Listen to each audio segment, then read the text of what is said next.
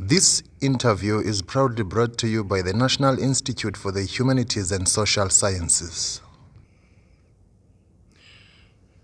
My name is Mike Bruton. I've recently written a biography of the pioneering director of the East London Museum, Marjorie Courtenay-Latimer. Marjorie lived from 1907 to 2004 and led an extremely colorful life. And what I've done is, through the history of one person, I believe sketched the history of the early 20th century in South Africa and the obstacles that women had to overcome in order to reach the pinnacle of their careers. Marjorie is perhaps best known for her role in the discovery of the first living coelacanth in 1938. But as I demonstrate in this book, she achieved far more than that. She was an accomplished botanist, ornithologist, anthropologist, and museum director. I've previously published several books on the coelacanth story, including a biography of the Fishy Smiths, JLB and Margaret Smith. They were close collaborators with Marjorie throughout her life, and it's in fact the Fishy Smiths book that led me on to write this book, Curator Crusader, The Life and Work of Marjorie Courtenay-Latimer. Marjorie was one of 6 sisters. The family was very poor. Her father, throughout most of his career, was a railway station manager, and he was stationed throughout the interior of the Eastern Cape and the Free State in the years from 1914 to the late 1930s. And each time he was reposted, his wife Willie had to take the 6 daughters with them to live in these remote places, and they always struggled to find adequate schooling for their children. So Willie took it upon herself to educate them by exploring the natural environments and the cultural artifacts that they found to supplement their disrupted formal education. Marjorie Courtenay-Latimer was never able to complete her schooling as the family needed her to go out to work, and she initially planned to train as a nurse, but she was then offered the directorship of the East London Museum, even though she was only 24 years old and had no administrative experience. But her knowledge and passion for natural and cultural history resulted in her creating a museum that has achieved world fame. She was a great opportunist. When new opportunities came her way, she grasped them. She had a natural instinct for what was scientifically important and interesting to the public, and perhaps the greatest example of that was her role in the discovery of the living coelacanth, which is regarded as one of the great biological finds of the 20th century. But Marjorie and her chairman of her board, G.G. Smith, conducted epic plant and animal collecting trips throughout southern Africa, Namibia, into southern Mozambique, and those formed the basis for the East London Museum and the research department that developed there later. Marjorie also established many civil societies and conservation and scientific societies.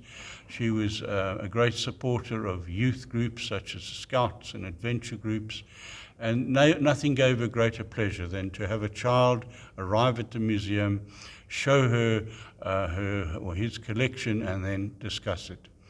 So she was, even though she was very accomplished, she always remained humble. She was a people person who loved to engage directly with people and formed this massive network of collaborators who brought material to her museum. Cool.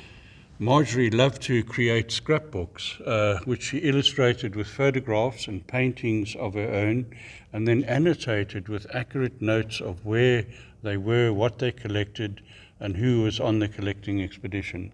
And these were a great source of information for the book. In the color plates of the book, I show a photograph of Huberta the hippo, as she is now on display in the Amatola Museum in King Williamstown. But Huberta was actually first displayed in the East London Museum in 1933. And she was, of course, a famous hippo that walked 1,600 kilometers all the way from Zululand through the Transkei, past East London to the Skymahawk area where she was shot by farmers, and she was subsequently prepared as a museum display. One of the most famous Marjorie loved islands, and this photograph shows the lighthouse and the Cape Gannet colony on Bird Island in Algoa Bay. And she spent a glorious 4 weeks there in late 1936 collecting specimens for the East London Museum. This shows another page from her scrapbook. Here is a photograph of Marjorie with a unique object, the only intact dodo egg in the world. The dodo was a large flightless pigeon that lived on Mauritius Island and went extinct in the late 1700s. So this egg is more than 340 years old. It's extremely valuable, and it has been authenticated as a dodo egg, although some people dispute that. Marjorie received many awards and accolades towards the end of her career, perhaps the most famous being the honorary doctorate she received from Rhodes University in 1971. And there's even a women's residence hall, Courtenay-Latimer Hall, at Rhodes University, named after her. But her biggest legacy is the museum she left behind, the hundreds of thousands of young people who were educated and inspired by that museum. But perhaps even more than that, Marjorie's holistic approach to nature and to resolving nature's problems is more relevant today than it's ever been before. The complex problems that face us on the planet need to be solved by scientists who think holistically, who cross disciplinary boundaries, and who spend more time in the field understanding how nature works.